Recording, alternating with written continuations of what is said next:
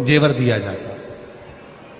अब तुम सोचो कि मेरे को बहू को जेवर की जगह एक काम करती हूँ, 2 तोले का हार बनवाऊंगी, 1 तोले की चूड़ी बनवाऊंगी, 1 तोले के कान के बनवाऊंगी, ठीक है, 4 तोला सोना हो गया। तो तुमने विचार करा एक काम करती हूँ, 4 तोले का एक बिस्कुट ले लेती हूँ और बहू को चढ़ा देती हूँ। बिस्कुट लिया 4 तोले का और तुमने बहू को दे दिया, अच्छा लगेगा? ससुर बहू के मायके वाले क्या कहेंगे? हाओ इतना सा बिस्कुट 4 तोले का दे दिया, इतना सा। और वही 4 तोले के बिस्कुट की तुमने हार बनवाया, पाटली बनवाई, कान के बनवाए, बेंदा बनवाया, नथनी बनवाई, सब कुछ बनवा कर तुमने दिया। तो पूरा घर देखकर वाह इतना सोना दिया, इतना सोना। बिस्कुट दिया, कीमत उतनी थी, बिस्कुट दिया 4 तोले का और 4 तोले का ही जेवर दिया। पर जेवर देखते से लोगों ने कहा हाफ सेट, फुल सेट, हाथ का, पाँव का, और नथनी, बोर, बुंदा सब दिया। और अगर इतना सा बिस्कुट दे देते एक डिब्बी में रख के, तो लोग कहते और राम बताओ लड़की की किस्मत फूट गई, इतना सा दिया, सास इतनी कंजूस है, इतना सा दिया।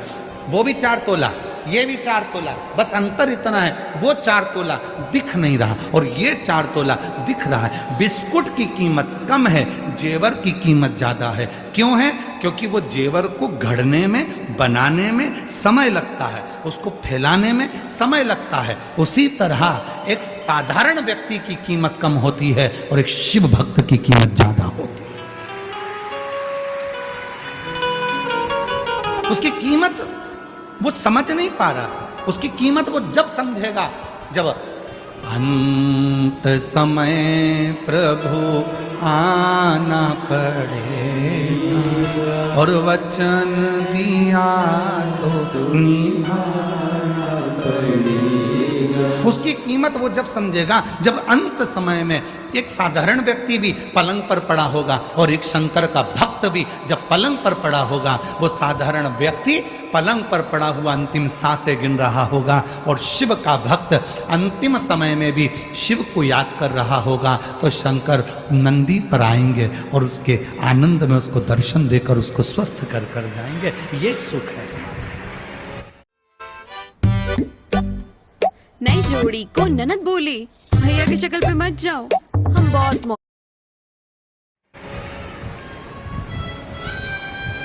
2 मक्खी, और दोनों मक्खी तुमने देखी है। ऐसा नहीं है कि भुसावल वालों ने मक्खी नहीं देखी। एक मक्खी तुम जहां बैठे हो वहां भी घूम रही होगी भिन भिन भिन करके वो मक्खी, और एक मक्खी मधुमक्खी। मक्खी दोनों है, दोनों की एक ही जाति है, दोनों एक ही प्रजाति के हैं, वो भी मक्खी ये भी मक्खी। मधुमक्खी उड़कर आती है, फूल ढूंढती है, मधुमक्खी फूल का रस ढूंढ रही है, और एक ये साधारण मक्खी गंदगी ढूंढ रही है। साधारण मक्खी अच्छी जगह पर नहीं बैठ रही है, तुम्हारे पांव में कहीं चोट लगी है तो वहीं आके बैठेगी।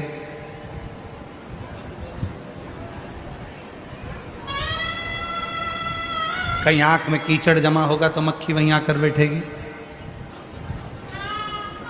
और ज्यादा नहीं बोलो। साधारण मक्खी गंदगी को ढूंढती है और वहां बैठती है, मधुमक्खी फूल को ढूंढती है, वहां बैठती है। दोनों में अंतर है। मक्खी वो भी है, मक्खी ये भी है, बस अंतर इतना है कि उस मधुमक्खी में एक ज्ञान आ गया कि फूल का रस लेऊंगी, बाद में दुनिया को देऊंगी तो मेरा नाम जगत में चलेगा और लोग मुझे प्रणाम करेंगे। इसलिए मक्खी कहीं बैठती है तो लोग उसे भगा देते हैं, और मधुमक्खी किसी के नए मकान में भी छत्ता बना लेती है तो कहते हैं शुभ होता है, अच्छा होता है, कार्य सिद्ध होता है। मक्खी वो भी है, मक्खी है, दोनों में अंतर।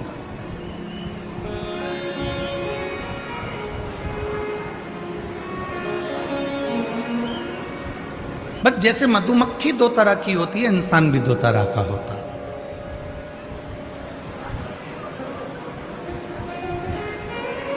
एक मक्खी की तरह होता है, दारू की दुकान पे मिलेगा। एक मक्खी की तरह होता है, गंदगी की ओर मिलेगा। और एक मधुमक्खी की तरह होता है, जब भी मिलेगा शिव के मंदिर में, ताप्ती के तट पर, शिव महापुराण में, सत्संग में, कीर्तन में, भजन में, स्मरण में, उसे कोई मत, वो अपनी मस्ती में मस्त है, अपनी मस्ती। शिव जी के 63 नयनारों में एक नयनार है अपर, जिसकी बहन का नाम है तिलकावती। अपर बाल्य अवस्था में उसको बड़ा कष्ट रहा, बहुत बहुत परीक्षा अपर में, बहुत। और संसार सागर में अगर जन्म लिया है तो परीक्षा देना ही पड़ेगी। लोग कहते हैं कि बेटा पढ़ाई कर लो,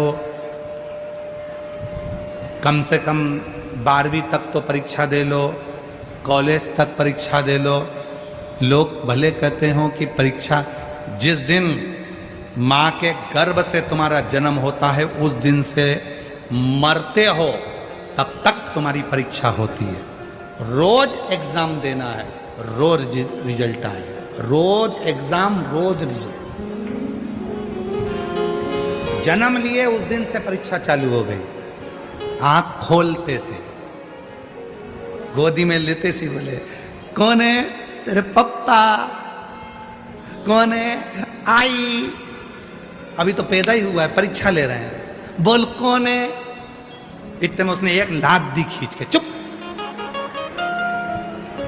अभी तो पैदा ही हुआ हूं, परीक्षा चालू कर दी अभी से। ये कौन है?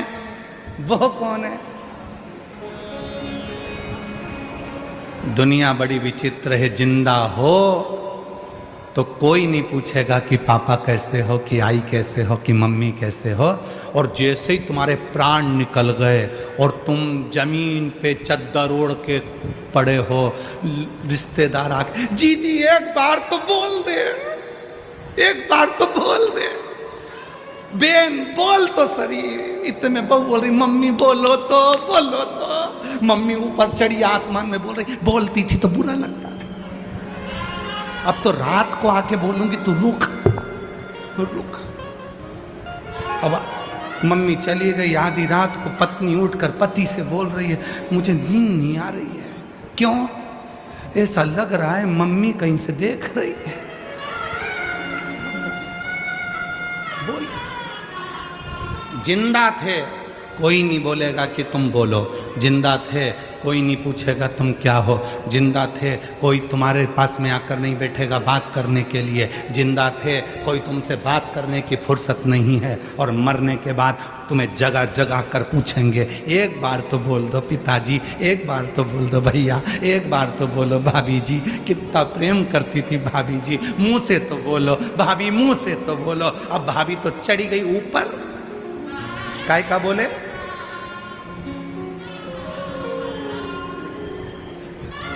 ये दुनिया है।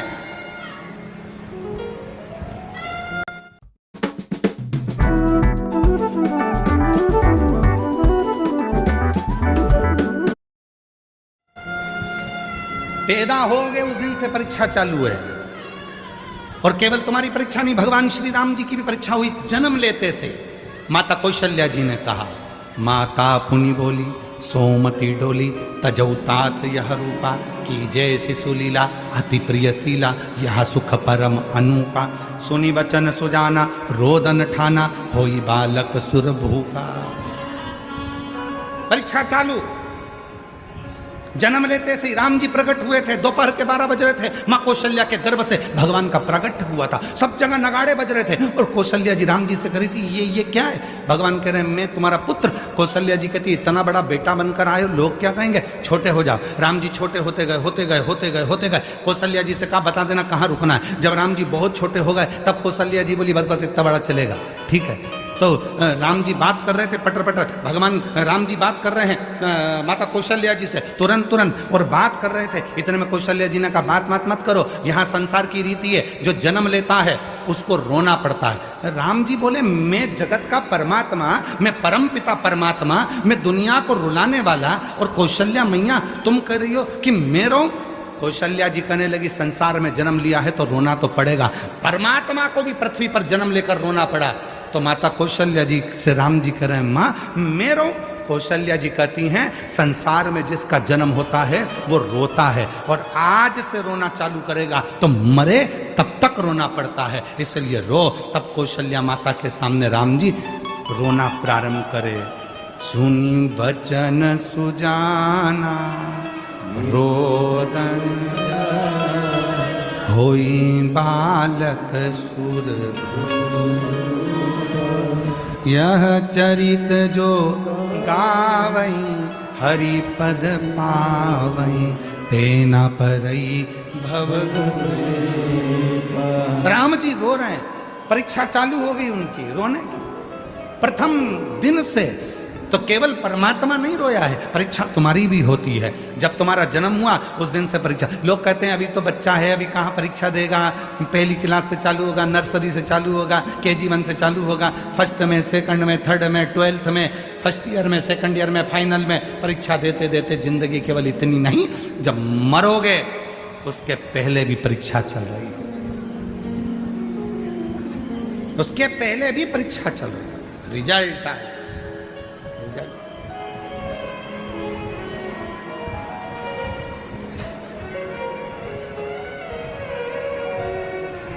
तीन तरह के रिजल्ट हैं, पास हो जाओ, फेल हो जाओ या सप्लीमेंट्री। एक आध सब्जेक्ट रुक गया फिर क्लियर करो। उसी तरह से तीन तरह,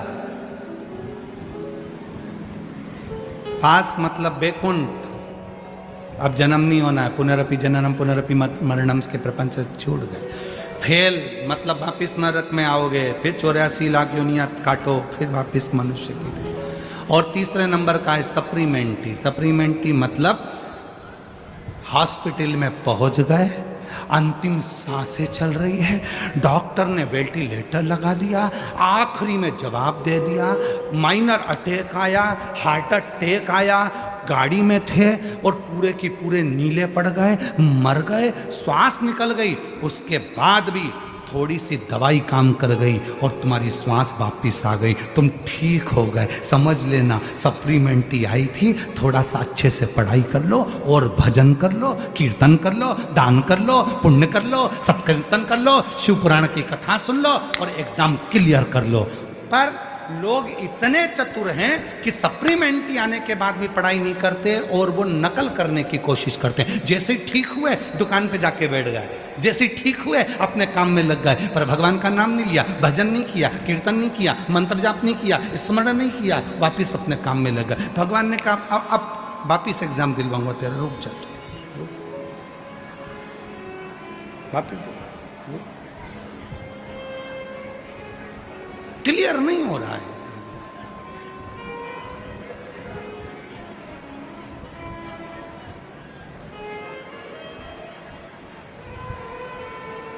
फिर वही संसार का चक्र, उसमें घूमना, फिर वो लाइन स्मरण,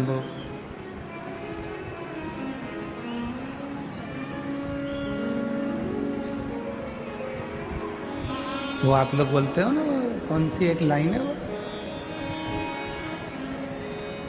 है निकलेश, सास गाली देवे, ऐसा ही है ना, पर ऐसा नहीं है वो, तुम्हें समझने की जरूरत है। सास गाली देवे तो दिल पे नहीं लेवे, क्यों लो दिल पे, वो गाली दे रही है, देने दो,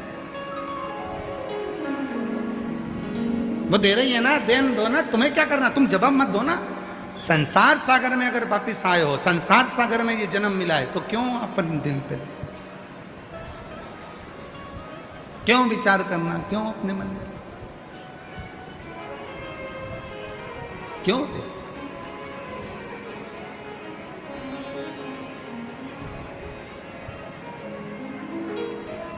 हम तो यहाँ तक कहेंगे, सास गाली देवे दिल पे नहीं लेवे, उम्र का है कसूर।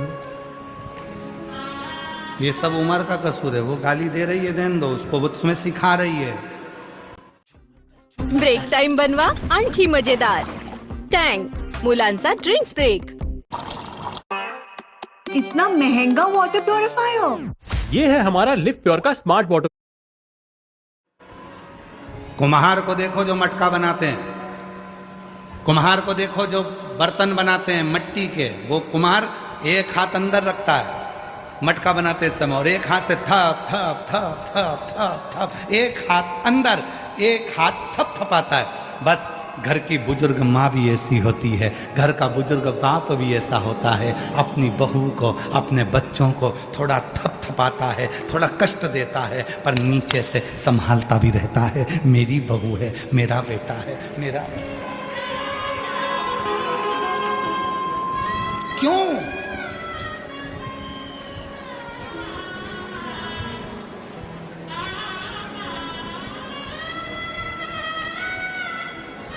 और महादेव नमन चरणों में स्वीकार कीजिए, सबका किया है मेरा भी उद्धार कीजिए, उद्धार कीजिए।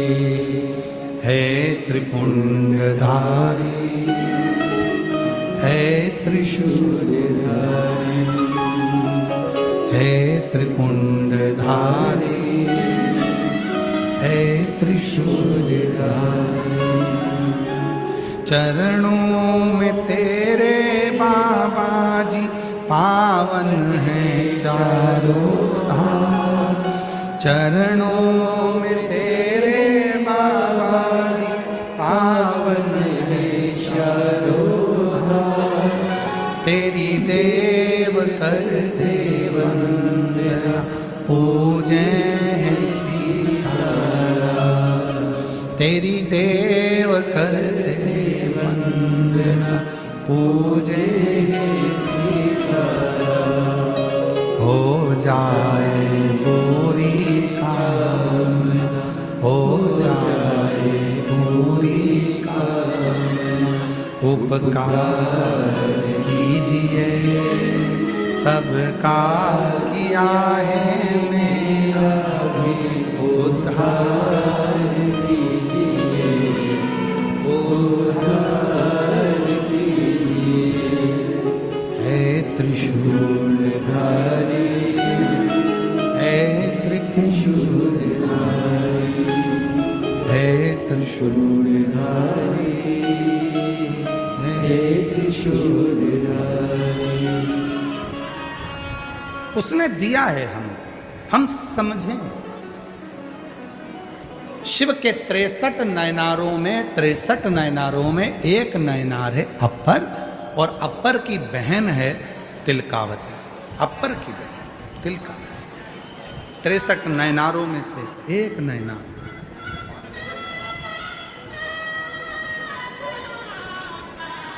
और अपर की बहन है तिलकावती। अपर बचपन संघर्ष में निकला है। संघर्ष ठीक है,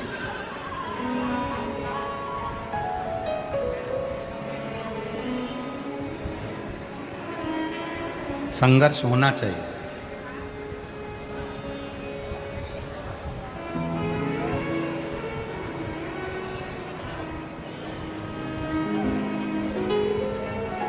जिस व्यक्ति ने अपनी जिंदगी में संघर्ष किया है वही एक दिन राज किया, वही राज किया। संघर्ष होना चाहिए।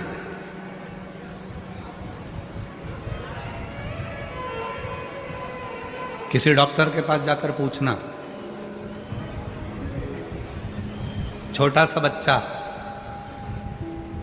2-3 साल का, उसको कालीन पर रखो, डनलप के गद्दे पर रखो, मखमल के कपड़े पहनाओ, खूब सुंदर सुंदर श्रृंगार करो, वो बच्चा बार बार बीमार पड़ता रहेगा। डॉक्टर कहते हैं कि इसको थोड़ा मिट्टी में खेलने दो।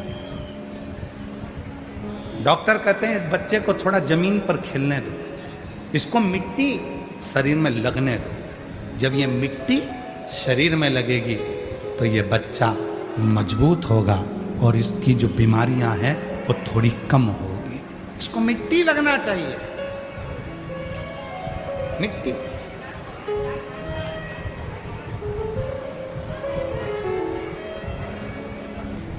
पर आज के ज़माने में अगर बच्चे को थोड़ी सी मिट्टी लग जाए, थोड़ा सा दादी ने काम बता दिया, थोड़ा सा कर दिया, जा बेटा जे सामान लिया, तो माँ का मुंह फूल जाता है। मेरे बेटे को ही बोलती हो काम के लिए, उसकी उम्र है इतनी सी, वो जाएगा सामान लेने के लिए, तुम्हारा नौकर लगा है क्या? वो बच्चे को दादी काम बता रही है, वो बार बार जाना आना करेगा, उसके स्वास्थ्य के लिए लाभदायक। Don't hide your headache. Get rid of it. New Saridon. Its triple action formula starts working in just 5 minutes. Just one Saridon. निशा 12 तक माँ मालकिस्ट।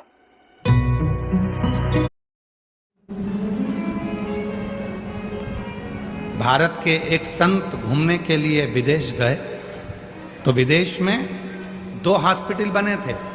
एक हॉस्पिटल बना था नॉर्मल डिलीवरी होती है, दूसरा हॉस्पिटल बना था ऑपरेशन से डिलीवरी होती है। बच्चा होता है नॉर्मल, दूसरा था ऑपरेशन से बच्चा होता है। संत ने जाकर ऑपरेशन वाले हॉस्पिटल में पूछा कि यहाँ ऑपरेशन से बच्चा होता है और तुम्हारे सामने बना हुआ हॉस्पिटल है उसमें नॉर्मल डिलीवरी होती है, नॉर्मल बच्चा होता है, ये इसका दोनों का अंतर क्या है? तो कहा जहाँ ऑपरेशन से बच्चा होता है उसकी फीस 1.5 लाख रुपए, ठीक है। जहां नॉर्मल डिलीवरी होती है उसकी फीस 3.5 लाख रुपए। तो उसने कहा ऑपरेशन से डिलीवरी में 1.5 लाख और नॉर्मल डिलीवरी में 3.5 लाख, ऐसा कैसे? उसने अंदर गया तो सारी मशीनें देखी, ऑपरेशन से बच्चा होता है। अब नॉर्मल डिलीवरी होती है, वहाँ गया, वहाँ जाकर देखा तो एक छोटा सा कमरा दे दिया, कमरे के बाहर एक गार्डन दे दिया, गार्डन में थोड़े से आटा पीसने के लिए चक्की रख दी, थोड़ी सब्जियां दे दी बोने के लिए, और कह दिया इसमें हम लड़की को रखते हैं जिसका गर्भ रहता है, उसको कहते हैं सब्जी काटो, सब्जी बनाओ, अपने घर का पोछा लगाओ, झाड़ू लगाओ, बर्तन मांजो और चक्की चलाकर आटा पीसो, रोटी बनाओ और खुद बर्तन मांजो और खुद पानी भर कर लाओ। जब वो पानी भरने जाती है, जब वो चक्की पीसती है तो 3.5 लाख रुपए तुम नॉर्मल डिलीवरी का ले रहे हो और 1.5 लाख रुपए तुम ऑपरेशन का ले रहे हो, गजब है। अब वहां जाकर देखा तो विदेश में जितने ऑपरेशन के लिए बच्चों की माताएं नहीं खड़ी थी उससे ज्यादा नॉर्मल डिलीवरी के लिए खड़ी थी। और वही कि वही हमारे भारत में होता है, सास कह देती है बेटा थोड़ा काम कर लो डिलीवरी के टाइम, जाते के टाइम, तो बहू को लगता है कि मम्मी तो मुझसे काम करा रही है। इतने में गई डॉक्टर को दिखाने, डॉक्टर ने कह दिया बेड रेस्ट, पड़ी रहो, मोबाइल चलाती रहो।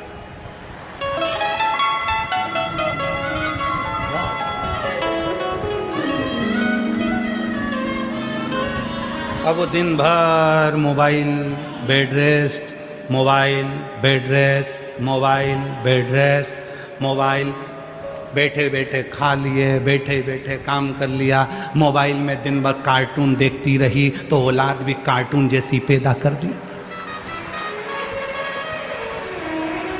दिन भर मोबाइल में नाटक देखती रही, नाटक में कहीं की ना कहीं की 24 घंटे रोती मिले। तुम देखो कोई भी सीरियल निकाल के देखना, जितने अभी तक नाटक बने हों, चाहे किसी भी टीवी पर चलते हों, किसी भी टीवी का एक एक सीरियल पुराने से लेके आज तक का निकाल कर देख लो, सारे सीरियल में जब भी देखोगे 2-4 दिन खुशी दिखाते हैं, बाकी के समय रोते ही मत आए तुम, 24 घंटे रोते। तो वो दिन भर बेड रेस्ट में केवल नाटक देखती रही तो औलाद भी नौटंकी पैदा हुई। गोदी में ले तो चुप, जमीन पे सुलाओ तो पे करे।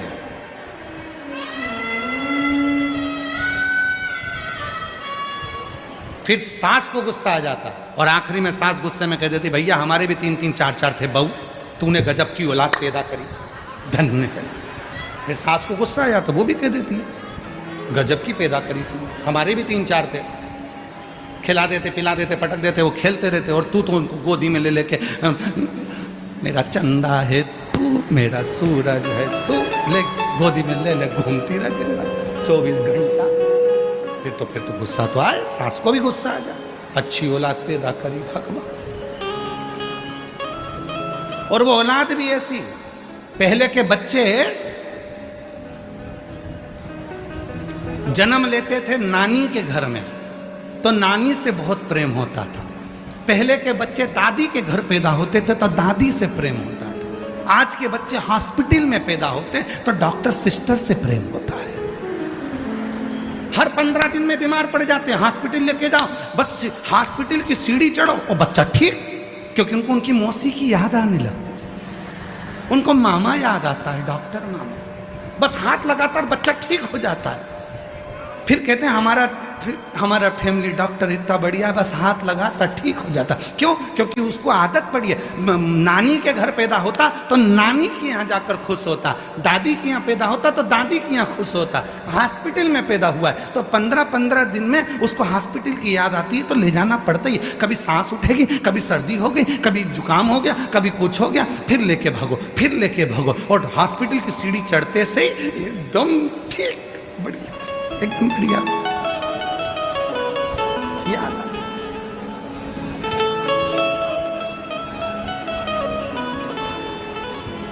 ये संसार। अरे भाई कष्ट आया है, लोग कहते हैं भगवान तुमने हमको इतनी समस्या दे दी, भगवान मुझे इतना दुख दे दिया, भगवान इतना दुख दे दिया। एक दिन शंकर जी आए, शंकर जी ने कहा रुक जा, तू हमेशा कहता है मेरी समस्या बहुत बड़ी है, मेरा दुख बहुत बड़ा है। शंकर जी ने कहा जितने भी आएंगे सब अपनी अपनी समस्या लिखो, ऐसे कुड़कुड़ा के पटक दो, और सबको लगता है कि मेरी समस्या बड़ी है, इसकी समस्या कम है, इसकी समस्या बड़ी है, इसकी समस्या कम है, तो सब अपनी अपनी समस्या लिख के पटको, और सब अपनी अपनी पटकने के बाद एक एक पर्ची उठा लो।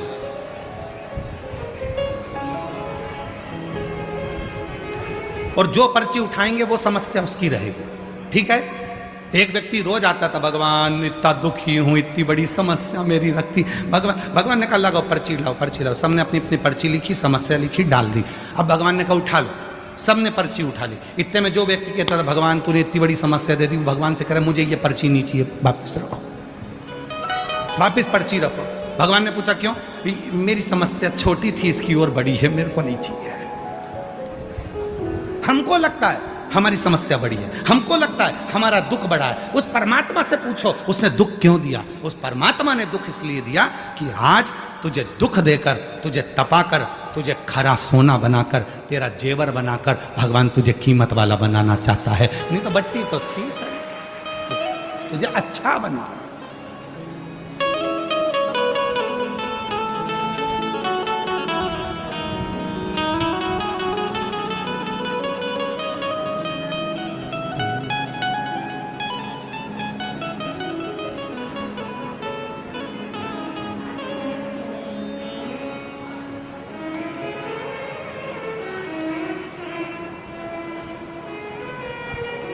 फूलों की कलियों में, काशी की गलियों में, फूलों की कलियों में, काशी की गलियों में, तेरे बिना कुछ कहीं ना, तेरे बिना भी क्या जीना, तेरे बिना भी क्या जीना, ओ शंभु रे, तेरे बिना भी क्या। हा माझ्या आयुष्यातील सर्वात सुंदर क्षण आहे। IVF मुळे मला मिळाली स्वतःचे मूल प्राप्त करण्याची सुवर्ण संधी। इंदिरा IVF चं प्रगत तंत्रज्ञान देतं येणाऱ्या बाळाला एक नैसर्गिक